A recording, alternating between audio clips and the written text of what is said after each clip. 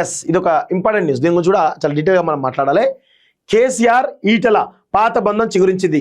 Shamirpet farm house లో ఈటలతో హరీష్ రావు భేటీ. అక్కడి నుంచే కేసీఆర్ తో ఫోన్లో మాటామంతి. బీజేపీలో బీఆర్ఎస్ విలీనం తథ్యమంటూ మహేష్ గౌడ్ దీన్ని కంప్లీట్గా చెప్తా ఉన్నారు. సో ఇక్కడ ఒక నెరేటివ్ ఏం చేస్తుంది తెలుసా, చాలా పెద్ద ఎత్తున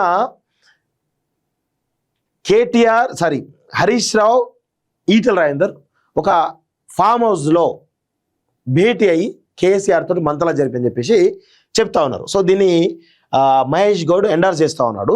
సో దీనికి సంబంధించి ఒకసారి మనం మాట్లాడాల్సిన అవసరం అయితే ఉంది. ఎందుకు ఈటల టార్గెట్గా ఎందుకు మాట్లాడుతున్నారో నేను చెప్తా ఉంటాను, క్లియర్గా వినండి.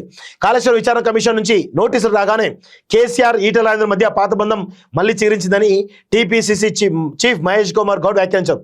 షామీర్పేటలో ఫామ్ హౌస్లో, ఇక్కడ ఫామ్ హౌస్, ఎక్కడ ఫామ్ హౌస్? ఇప్పుడు ఫర్ సపోజ్ మీరు ప్రభుత్వంలో ఉన్నారు, మీకు ఒక ఇంటెలిజెన్స్ ఉంది, వాళ్ళు ఏ ఫామ్ హౌస్ ఎక్కడ పోయినరు, ఏ టైం పోయినరు, ఆ టైంలో మీకు ఖచ్చితంగా రాసి పెట్టుకోండి. మీ ఇంటెలిజెన్స్ కనుక స్ట్రాంగ్ ఉంటే ఆ ఫామ్ హౌస్కు దగ్గరలో సీసీటీవీ ఫుటేజ్ దొరుకుతాయి. పోలీస్ డిపార్ట్మెంట్ సంబంధించినటువంటి సీసీటీవీ ఫుటేజ్లో ఏదైతే రోడ్ నుంచి వస్తున్నటువంటి సీసీటీవీ ఫుటేజ్ దొరుకుతాయి కదా, ట్రాఫిక్ సంబంధించిన సీసీటీవీ ఫుటేజ్ చెప్తున్నాను నేను. వేరే ఫామ్ హౌస్లే కానీ వేరే ఇండ్లే కానీ చెప్తలేను. ఖచ్చితంగా ఆ రూట్లో సీసీటీవీ ఫుటేజ్లు ఉంటాయి. ట్రాఫిక్ డిపార్ట్మెంట్ తోటి మీరు ఏదైతే తెలుసుకొని అక్కడికైతే పోవడానికైతే ఈటల రాజేందర్ పోవడానికి, హరీష్ రావు పోవడానికి ఏదో కార్లో పోతూ ఉంటారు కదా, మీ ఇంటెలిజెన్స్ ఉంది కదా, ఏ కార్లో పోతున్నారు ఏంది అని మీకు ఒక ఇంటెలిజెన్స్ ఉంది కదా, ఆ యొక్క విజువల్స్ తెప్పించి ఒక ప్రూఫ్లో బయట పెట్టండి. బయట పెడితే మీ వ్యాఖ్యలు నమ్ముతుంది తెలంగాణ సమాజం. మీరు ఇక్కడ విషయం ఏంటి అంటే, ఇక్కడ కవిత వల్ల బీఆర్ఎస్ పార్టీ బీజేపీ నష్టపోతుంది. ఈ క్రమంలో భారతీయ జనతా పార్టీ అధ్యక్ష రేసులో ఈటల రాజేందర్ ఉన్నాడు. సో ఇప్పుడు ఈటల రాజేందర్ను ఉండొద్దనే ఇప్పుడు కాళేశ్వరం కమిషన్ సంబంధించినటువంటి నోటీసులో ఆయన పేరు కూడా ఇవ్వడం జరిగింది. ఒకటి, ఇంకొక విషయం కూడా చాలా స్పష్టంగా గుర్తుపెట్టుకోవాల్సిన విషయం ఏంటంటే, ఇప్పుడు